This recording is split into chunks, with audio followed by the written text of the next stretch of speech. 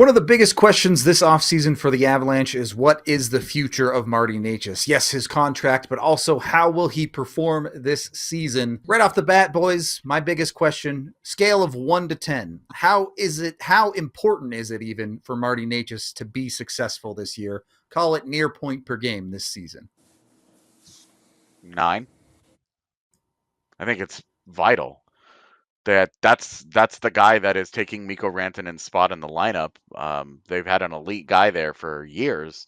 They need Necas to be close to an elite guy for them to just keep rolling right along. And Nathan MacKinnon will do a lot of the heavy lifting there if they play together.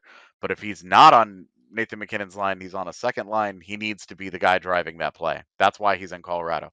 His stylistic fit is because of what he can do transporting pucks and playing at the kind of pace that the Avalanche like to play.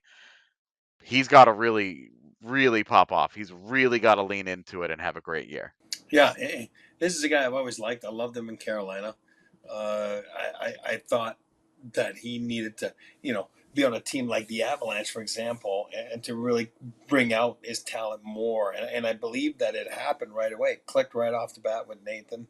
The speed, he's so like, God, he skates like Valerie Kaminsky for the older people in this pod. You know what I mean? And it's just so fun to watch. My thing with him, though, is you're right. You want a certain amount of money, which is not the first time, right? He was not too happy with, the circumstances in Carolina about the money. Ended up signing like a bridge deal, whatever it was, right? And again, once you do that, and now it sounds like he's doing the same thing, then you better produce. So yeah, it's vital, Rudo, to your question, that he produces. He has to, or you got the wrong guy. And I agree with what AJ said. I think it's essential.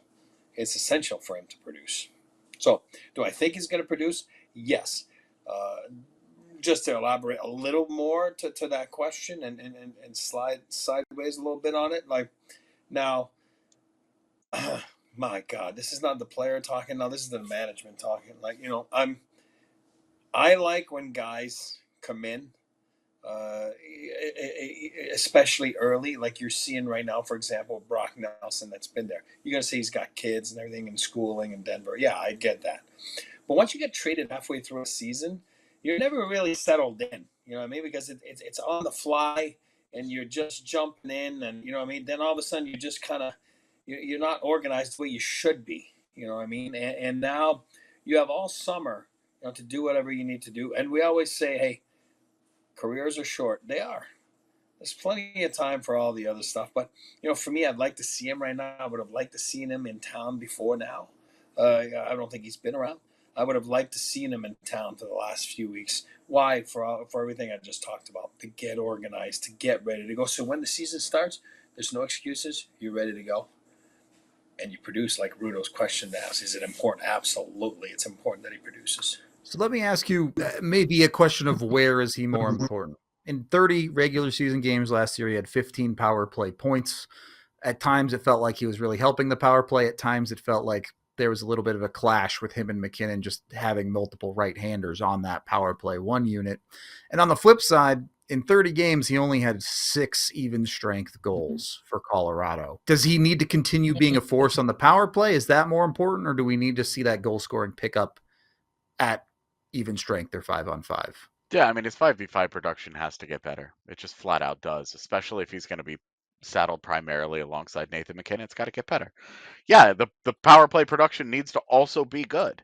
I think the addition of Victor Olofsson makes it an interesting conversation about who plays on the top power play unit, just because of what Olofsson is very, very good at, and him being left-handed, and where Necas and MacKinnon fit together is clunky at times.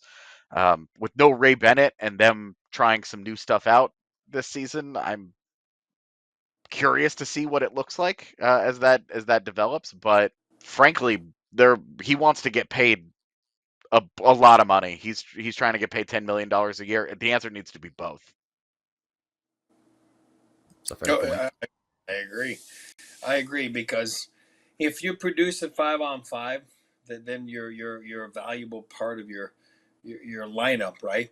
But then, and if you can second that with the power play scoring.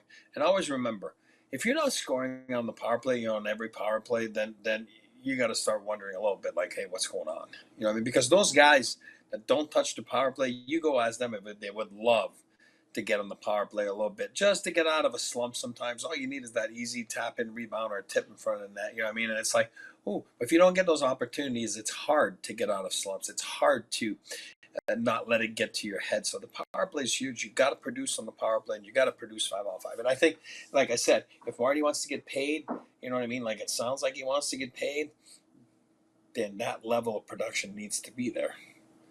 Or again, I'll say it again, you got the wrong guy. Yeah. It is early September. Training camp is just a couple weeks away. The start of the season is just over a month away. Is a Necas deal going to be done by then, or do we expect this to drag into the season? I think this answer is partially dependent on what happens around him, because it is a market resetting free agent class next year that Necas is a part of. He's not the best guy and he's not the worst guy in that class. So I think that some of those higher end contracts need to get sorted out so that everybody can kind of work backwards from there. It'd be great if he knew what he wanted. He wanted $10 million, and the Avs said, $10 million. Okay, great. We're good. 7 years. Everybody walks in and just ship shape. Everybody's finished, right? Great. Let's go home. That'd be great. That's not really how these like high level negotiations are going to work out. It's going to be a grind. It's going to be tough. He has some advantages. He's younger than a lot of those guys. He's younger than all of those guys that are at the top of next year's free agent board. He's only 26 years old. Most of those guys are 28, 29 or older. It looks like he's still on the ascent. He's getting better his last couple of seasons. And he's such a great fit for how the Avalanche like to play that it's not hard to say, oh, well, next to Nathan MacKinnon or even Brock Nelson, he's going to pop off. He's going to have a great year. So that said, I mean, that's a great reason for a guy to wait, too. He puts up 110 points this year. You don't want to sign in September. A couple extra mil getting added to that contract for sure, yeah. Domino effect, and it starts with McDavid, like Rudo said. It just does. I mean, you saw today Kempe, right? Guys like that. So they're all in the same boat. And I think once they all wait, and they're all waiting for each other, and the agents are all talking, and it was just normal. You know what I mean? Nobody wants to make a mistake, so to speak. You know what I mean? Like, okay, a team or player, so I think everybody's trying to study the market and go from there. All right, so let me ask you directly. Should you be prepared to watch Necas play out the season for Colorado without signing a contract? Obviously, he has the year left on his deal, but are we realistically looking at potentially next offseason to sort this out? Yeah. Okay. Something we're just going to have to live with. I'm sure we'll see that question in the chat constantly all season. Whatever thoughts you have, put your comments down in the comments section. Let us know. Maybe we'll answer a few of them on our next show.